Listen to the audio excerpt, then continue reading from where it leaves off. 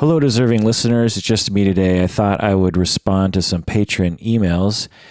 And this one is about how to find a systemic therapist. But before I get into that, let me introduce the podcast. This is the podcast called Psychology in Seattle. I'm your host, Dr. Kirk Honda. I am a professor and a therapist. If you haven't already, please become a patron of the podcast. If you're one of those holdouts, which according to the statistics, there's thousands of you, please go to patreon.com. That's patreon.com. Become a patron of the podcast. Become one of us.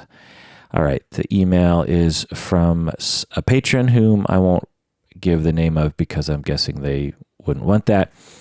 I'm a longtime listener and now a patron.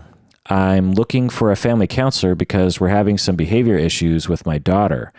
I'd like to find someone who has your philosophy. That's like your own sort of thinking regarding how to urinate. It's my philosophy to always pee against the wind instead of with the wind because I like adversity in my life. Getting back to the email here. I'd like to find someone who has your philosophy about everything being an interconnected system. So it's not just one person in the family acting out, it's them doing something in response to another person who responds in such and such way, which triggers blah, blah, blah. The question is, what are the key words I should be looking for, both online and when talking to these providers? What do they call it? What do I ask them? Okay, well, for those of you who don't know, let me just explain systemic theory for real quick here. In a nutshell, all therapists lie on a spectrum, if I might be so bold, with purely systemic people on one side and purely individually oriented people on the other side. Systemic people see the world as an interconnected system. Everything is connected. If you change one part of the system, the rest of the system is also affected. When you take wolves out of a forest, the entire ecosystem is affected. The deer are affected, the terrain, the water quality, the foliage. I've always liked that word, foliage. A friend of mine says foliage on accident. And when you have dysfunction in a system, all people are affected. Systems can be ecosystems, they can be systems of people and systems of families. For example, if there is rigid communication and a lack of affection in a family system, then everyone is affected, and each member of the system will exhibit a particular set of symptoms on behalf of the overall system. Someone might exhibit depression. Another person might distract the system by becoming the scapegoat.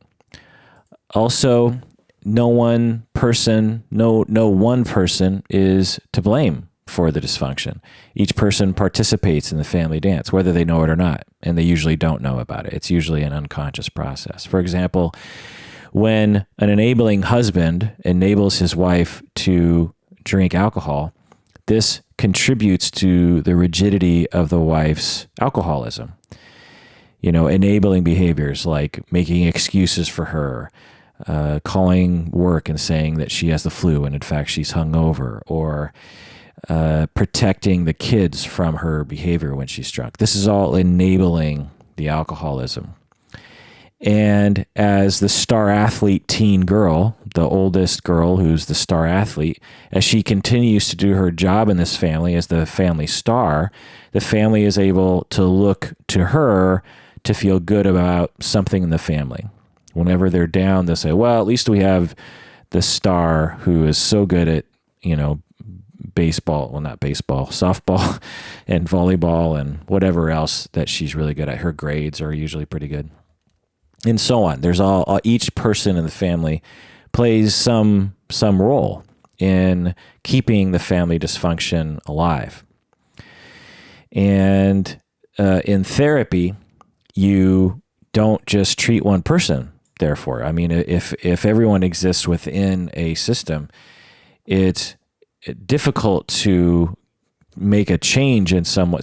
One person comes into therapy like this husband and says, oh, I'm depressed. And then you say, and then you do some assessment and you figure out, oh, okay, well, he's depressed and he's enabling his wife who is drinking. And you have the star athlete who is empty on the inside. And you have this rebellious boy who's 15 and he's getting bad grades and smoking pot. And so the husband, it comes in with depression. You can't just treat his depression because the system will always remain the same and will drag him back into depression. And so you need to treat everyone. You need to get the wife in. You've got to get the star of the family in. You've got to get the scapegoat in. And then, and only then, will any one of them change. People on the other end of the spectrum, the individual end of the spectrum, see people as isolated entities. Clients need to be separated from their system in order to treat them effectively. Clients are individual units with individual psychologies. Dysfunction arises from within the person. Maybe their perspective is unhealthy, as in cognitive therapy. Maybe their behaviors are not helping them, as in behavioral therapy. Maybe their biology is off. Maybe they have some internal conflicts, as in psychoanalytic theory. If someone comes in complaining about depression, you treat that individual and you don't really care about the person's context and their family system.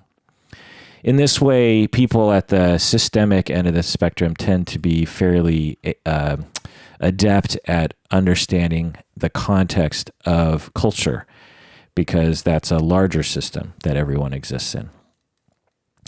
Now, no one really exists at the pure end of either end of the spectrum. Most therapists are some kind of a mixture. But anecdotally, this is just anecdotally, I would say about 95% of therapists, social workers, psychologists, counselors are much closer to the individual end of the spectrum than they are to the systemic end.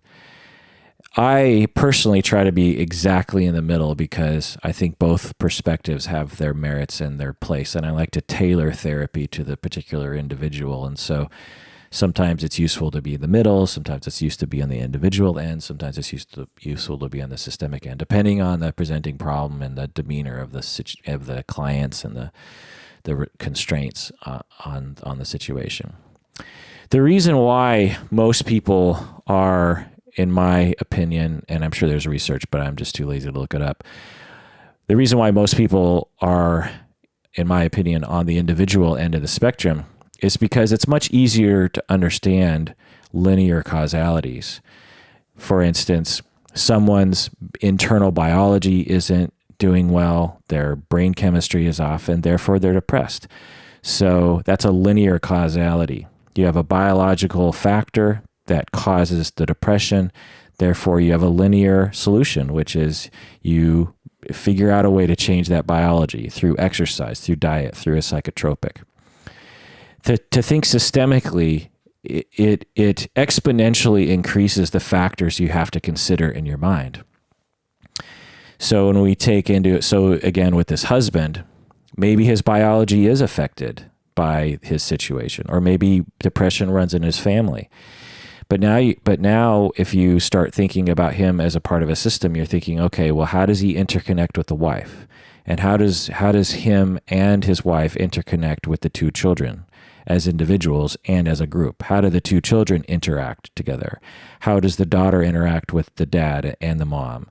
How do the extended family members interact with this family? How does culture interact? It becomes this crazy web of causalities and circular causalities and reinforcing causalities that become extremely complicated and are impossible to keep hold of in your own brain all at once. And so it's just much easier to say, his cognitions are off, or his biology is off, or we just need to get him on the exercise bike. It's much easier to think that way.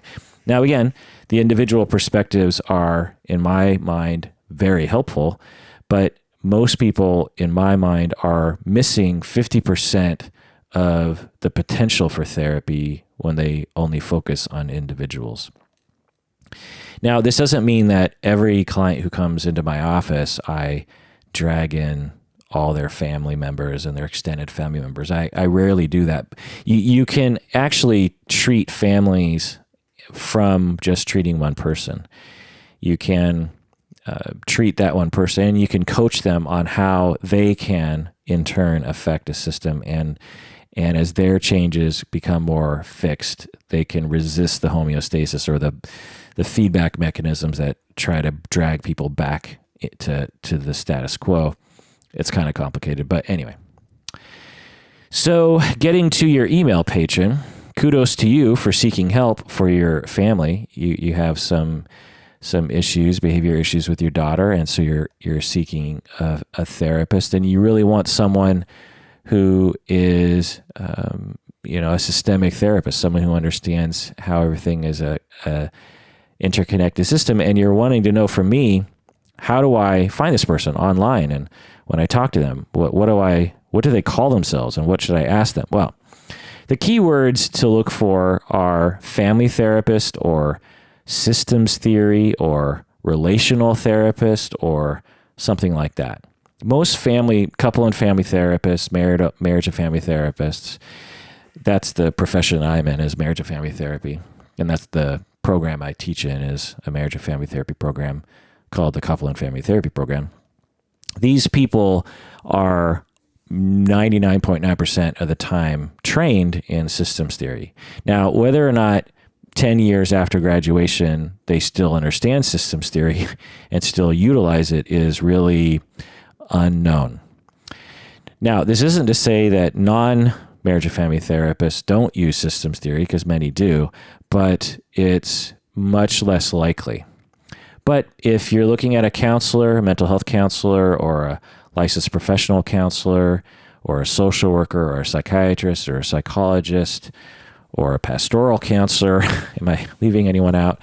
I think, do registered nurses provide psychotherapy? I know we have some registered nurses as listeners. I know you can provide medications, but I don't know if you actually provide psychotherapy. I'm guessing you have some minor role sometimes in some CBT, but let me know. I mean, maybe you're doing full-on therapy. I'm curious. I'm sure I could look it up, but again, I'm lazy. So these people, you would have to either look on their website for the word systems theory, possibly relational. The word relational would be something you could look for. But really, even if they had that on their website, if I really wanted to make sure that they were systemic, you really just have to interview them. You have to call them on the phone and say, can we talk for about 5 minutes, 10 minutes on the phone? I just have a few questions I have to ask you. And then don't warn them in advance, and just on the phone, don't email them, because it'll give them time to think about it. Just ask them, do you use systems theory? Just flat out ask them, how, if they say systems on their website, say, oh, I saw that you use systems on your website. How do you use systems, or how do you understand systems theory? I'm just curious. Now, therapists hate it when they're put on the spot, but I would say that I and many of my colleagues who know how to answer that question, they would be fine with answering that. I love answering questions like that on the phone, actually, but some therapists get a little sweaty in the armpits, so to speak, when you put them on the spot like that. But they really should be able to answer that question. And to you therapists out there, you should really, if you are a systems or whatever theory you use, you should be able to provide a very quick, off-the-cuff elevator speech regarding your theory of change and what you believe in terms of how therapy works. For years, I always was trying to have that speech, but sometimes because I was just getting lazy, or I didn't want to further my understanding, I had a hard time answering that question. And I know a lot of clinicians that have a hard time answering that question, or they answer it in such a confusing way that really no one understands it. So you really should be able to put it in words that people would understand. So patron, feel free to call people and just ask them that question. Do you use systems theory in your practice? And if so, how do you do that? Like I said, a good systems therapist, a good family therapist should be able to answer that question sufficiently. All right. Well, that does it for that episode of Psychology in Seattle. Thanks for joining me. By the way, I'm getting a lot of responses to the How to Meet Women episode. A lot of people are emailing. When I made that episode, as I was making it, I thought, oh, this is actually a really interesting topic. I mean, that's why I spent so much time on that one email from that one patron, because I was thinking, he's just laying it all out there in such a raw way. And he's not just some troll on the internet. He's actually a patron of the podcast, and I understand him to be a good guy. He is just suffering from the socialization of masculinity, traditional masculinity, and therefore suffering a great deal. And then because he's suffering, he ends up looking for answers, and he looks within his socialized notions and comes up with ideas that further his suffering. So it's just on my brain today because I'm getting all these emails. Someone even emailed to interview me about it. And I don't know what to think about all that, because that episode, I haven't listened to it. I actually recorded it a while ago, and it got kind of lost in the archives, and then I just posted it. I was like, oh shit, this thing's been sitting there for a while, and so I posted it. So I'm always a little nervous about, like, what is in that episode? What did I say? I hope I didn't say anything stupid, which is always pretty much what I always think. Anyone says, oh, I listen, if I run into someone on the street and they're like, oh, I listened to that episode on blah, blah, blah. And I just cringe on the inside because I just think, oh God, I hope I didn't say anything stupid in that episode. It just, it's a reflection of imposter syndrome or self-esteem issues, or, well, what it probably really is a result of is the amount of negative emails I get. I mean, I get a number of good emails, but I don't know, I'd say about once or twice, particularly on YouTube, these people are just assholes. And so I just never know which one it's going to be. Imagine if every time you walked up to someone on the street, they either patted you on the back or slapped you on the back of the head. Well, every time you walked past someone, you'd flinch a little bit, because even though you only get slapped on the back of the head every other time, it's enough of a occurrence that when you see someone, you're going to tense up a little bit. And so whenever anyone says I listened to an episode, and frankly, whenever any of you email me, whenever I read the first couple words, I'm tense. I'm like, oh God, which direction is this going to go? So just a little tip out there, actually, now that I'm on the topic, if you could include early on in the email, if you're positive or negative about something, that might actually help. Because sometimes people will write long emails, and I can't tell until the end if they're hostile or not towards me. So take it easy on your podcaster and let me know up front. Plus, if you're super negative in the beginning, I'll just not read your email. No, just joking. I read all the emails. As evidenced by me responding to this patron right here. All right, well, that does it for this episode. Thanks for joining me out there. Please take care of yourself, because you deserve it.